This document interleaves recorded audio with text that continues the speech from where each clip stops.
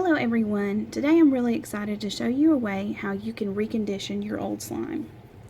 So last year I made some slime that was glittery, it was really pretty, kind of clear but a little bit opaque, and I used the PVA glue, clear PVA glue with half water, half glue, and liquid starch to create the glue or the slime.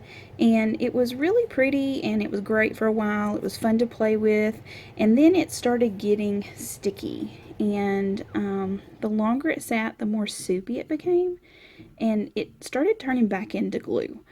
And I can't even touch it anymore. It's so sticky.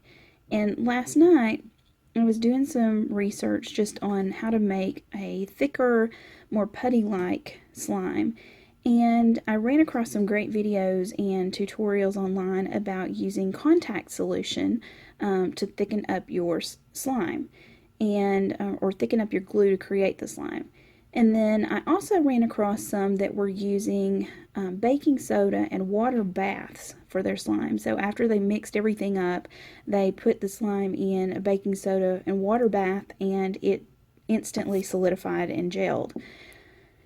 That was a little bit of a messy process for me, so I decided that I really didn't want to do the water bath. But then I also tried to put contact solution in a old batch that I had of orange, and it just stayed this consistency. It firmed up just a little bit, but it not enough to really turn it back into the nice solid slime. So I got to thinking about it a little bit more, and I decided that I wanted to try something a little different. And I decided to take this contact lens solution, and it's a multi-purpose solution. I just bought it because it was the quickest thing I could get. But it has, in the solution, it has boric acid. And your contact lens solution has to have boric acid or it will not work. So I got this. And then I also decided, instead of mixing the solution in with the glue, I'm going to add the solution to the baking soda. And there's really not a formula or a recipe for this. I just pour some baking soda into the bowl and then pour the solution on top. And when I pour the two together, it comes out a little bit like this. And you can see there's clear fluid on top, and then there's the baking soda, which I didn't mean to get it in my spoon. But I just mix it up really well to make sure that the solution, the contact lens solution, gets some of the baking soda in it. And it's kind of milky, and then it starts settling out. And after the baking soda settles to the bottom, which it's kind of cloudy still, we'll see it start settling to the bottom. What I'm going to use is the fluid that's on top. So the clear liquid that's on top is what I'm going to use.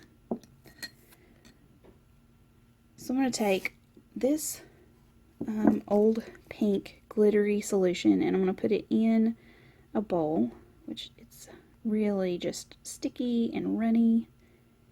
And I was so disappointed because this is really one of my favorites, and I loved the texture when it was new. And so I've sat with it for a year just looking at it, really sad and disappointed and wishing there was a way to fix it. And so I'm really excited to find a way to recondition or fix the old slime. So if you have slime that's a little too sticky, or it's just really old and it's like this, it's just become this sticky goo, you can do this with it. I'm using a disposable wooden stirrer, just a little wooden dowel, and I'm going to get the rest of this out, but I'm going to use the solidified or the gelled slime to do that. So now that my solution, and I call this slime set, that's my new word for it. Now that my slime set has kind of settled out, I'm going to take a couple of spoonfuls. This isn't a big spoon, this is kind of like, I think it's a windy spoon, and put that in there, and then I'm going to start mixing it. And you'll see that it's already starting to kind of gel. And as it does, you'll start seeing it form bubbles, and it'll kind of become a messy solution. And it'll start picking up all of those pieces from the side. Now if you don't put a lot in here, it'll start sticking to the bottom, which is fine. It just means that you need to put a little bit more in. I probably shouldn't have put this much at one time. But I'm probably going to use almost all of that. I did use this with a bigger batch earlier, and see, it's still sticking to my fingers. But after a little bit, you can't use the stir anymore. It just won't work. And so now I'm going to start kneading it. And it is sticking to my hands, but the more you knead it in the solution, the better it is. Now, if you knead it too much in the solution, it will start getting too hard. So you don't want it to do that, but you do want it to stop sticking to you, because that's a little much. But you can already see that it does kind of pull itself off, which means that it's starting to solidify a little bit more. But you just take it out and knead it. I'm going to push this back and just keep kneading. It's still going to stick to you some, but you can keep kneading it, and you can see that this was one of my favorites because it has this pretty glittery look, and then it kind of has an opaque, but as you stretch it, it becomes a little bit more translucent. So I really enjoyed this. And as it gets a little bit more solid, it does start making popping noises and bubbles, which was also really fun.